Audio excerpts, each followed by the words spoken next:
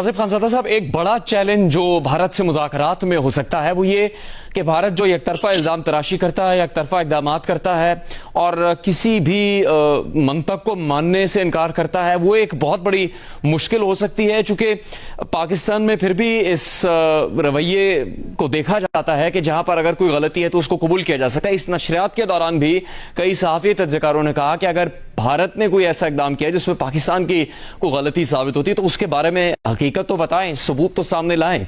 जब बहुत ज़्यादा तनाज़ा शिद्दत इख्तियार कर रहा था तब यहाँ तक कहा गया कि अगर भारत ये दावा कर रहा है कि उसने पाकिस्तान का जहाज़ पकड़ लिया है, पायलट पकड़ लिया है, तो हम वाघा बॉर्डर पर उसको लेने पहुँच जाएंगे, पर बताएं तो सही, सबूत तो कहाँ है। भारत इल्ज़ाम पाकिस्तान पर सब लगाता है, लेकिन जब जाफर एक्सप्रेस का वाक़या होता है उसकी मजम्मत भारत नहीं करता। समझौता एक्सप्रेस के साथ क्या हुआ उसके नतीजे पर भारत बात नहीं करता। उसका जासूस पाकिस्तान में पकड़ा गया और कैद में है, उस पर भारत बात नहीं करता। अमेरिका और कनाडा की जानिब से भारत पर इल्ज़ामात लगाए गए, सबूत सामने लाए गए कि भारत की एजेंसियां अमेरिका और कनाडा में दहशतगर्दी और कत्ल के वाक़यात में मुलव्वस है। इस चैलेंज को निपटने के लिए पाकिस्तान क्या कर सकता है? देखिए, आप जितने भी वाकयात बता रहे हैं ये सब वाकयात दुरुस्त हैं, ज़ाहिर है, क्योंकि अगर हम बात करें अब से 20 साल के अरसे की तो उसमें हमारी भी बहुत सारी गलतियां हैं। 75 साल 77 साल के अरसे की उसमें भी हमारी बहुत सारी गलतियां हैं। मगर जब नरेंद्र मोदी साहब के पिछले अगर हम 7 से 8 साल देखें तो उसमें नजर आता है कि पाकिस्तान बहुत ज़्यादा चाह रहा था कि डायलॉग हो, मगर वो नहीं मान रहे थे किसी भी बात में। और किस तरह नहीं मान रहे थे, और आज का दिन उसके लिए क्यों अहम है? क्योंकि जुनैद, अगर आज जिस तरीके से उन्होंने हमारी एयर बेसिस पर हमले किए, पहले तो 3 दिन में जो उन्होंने किया, 29 ड्रोन भेजे, मार गिराए, 48 ड्रोन भेजे, मार गिराए, फिर उन्होंने हमारी एयर बेसिस पर हमला किया। अगर हम जवाब ना दे पाते, क्योंकि उनका एतमाद इस बात पर बढ़ता जा रहा था कि कन्वेंशनल वॉर में, रिवायती जंग में पाकिस्तान हमारा सामना नहीं कर सकता, हमारे इक्विपमेंट बड़े जबरदस्त हो गए हैं और कुछ नहीं हो सकता। एयरफोर्स है जिसका उन्हें 2019 में भी पता चला और 2025 में भी पता चला कि इनकी तैयारी गिरा दी है, इसको हमें न्यूट्रलाइज करना है।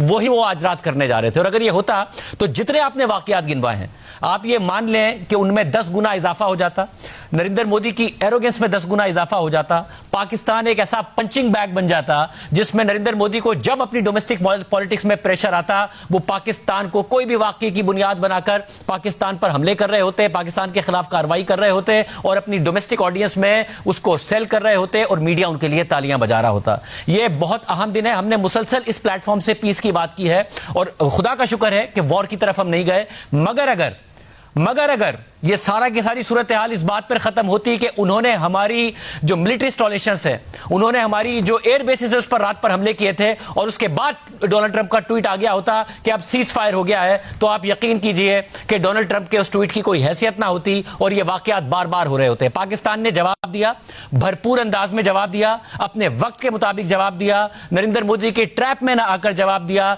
डिप्लोमेटिकली इस मामले को जबरदस्त हैंडल किया, पाक फौज ने जबरदस्त कार्रवाई की। और ये जो आज सुबह हमने किया है उसके बाद ये जो आपको लोग नाचते हुए नजर आ रहे हैं, ये जंग नहीं चाहते हैं।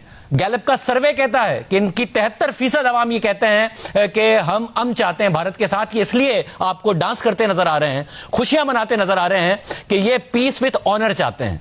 ये चाहते हैं कि हमें पीस चाहिए मगर विद ऑनर चाहिए। और यही बात पिछले 7-8 साल से पाकिस्तान नरेंद्र मोदी से कह रहा है कि हम आपके साथ पीस विद ऑनर आगे बढ़ते हैं। नरेंद्र मोदी ने क्या किया है? उन्होंने जो पिछले 3 दिन में किया है वो कह रहे थे ना पीस दूंगा ना ऑनर दूंगा, और हमने क्या साबित किया है? हमने कहा पीस भी लेंगे, ऑनर भी लेंगे और आपको कार्रवाई करके लेंगे। अब क्या हो रहा है? अब जो वो वॉर मॉन्गरिंग करने वाला मीडिया वो डोनाल्ड ट्रंप पर तनकीद कर रहा है। कोई इंडियन मीडिया लगा के देखे पाकिस्तान में, वो डोनाल्ड ट्रंप पर तनकीद कर रहे हैं कि ट्रंप कौन होता है ट्वीट करने वाला और हमें यह बताने वाला कि सीज फायर हो गया। क्यों?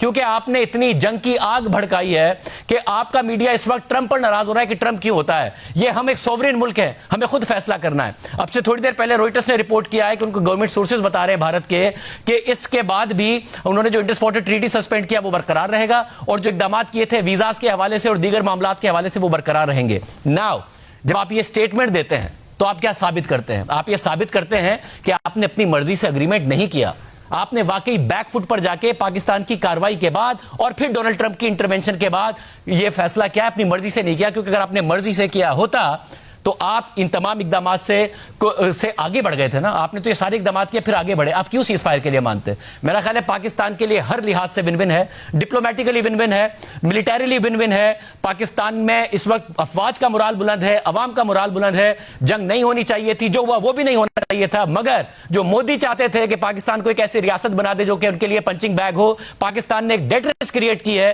कि आप नहीं कर सकते कि हमारी जब दिल चाहेगा आप सरहद में घुसेंगे और घुसकर मारेंगे। हमने आपको घुसकर जवाब दिया है और अब यह एक नया प्रेसिडेंट सेट हुआ है।